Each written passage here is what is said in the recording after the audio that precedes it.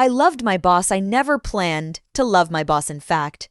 When I first joined the company, love was the last thing on my mind. I was focused on my career, my independence, and proving that I deserved my position.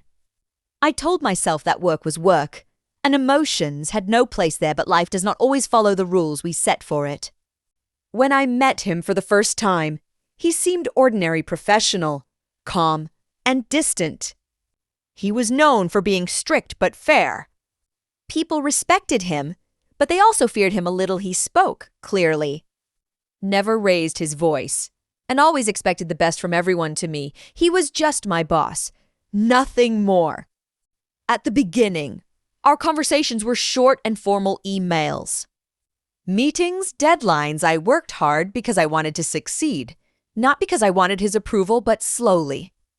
Something began to change. He noticed my work not in a dramatic way, but in small moments. He remembered details. He asked thoughtful questions when I made mistakes. He corrected me without embarrassment when I succeeded. He acknowledged it sincerely. I began to feel seen not just as an employee, but as a person. Over time, our conversations became longer. Sometimes we talked after meetings when everyone else had left. We discussed ideas, projects, and goals occasionally.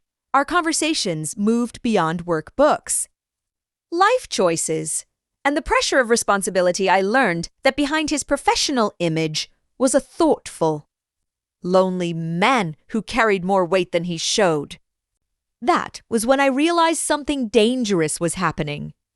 I found myself thinking about him outside of work. I noticed his smile, the way he listened, the patience in his voice. I started to care about his mood. If he looked tired, I worried. If he laughed, my day felt lighter. I told myself it was admiration, respect, gratitude, but deep inside, I knew the truth. The realization scared me. I knew the boundaries. I knew the risks. I knew how wrong it could be, not just professionally, but emotionally. I didn't want to be weak or foolish, so I tried to hide my feelings. I became more careful, more distant. I avoided eye contact. I kept my words short. But love does not disappear just because we ignore it.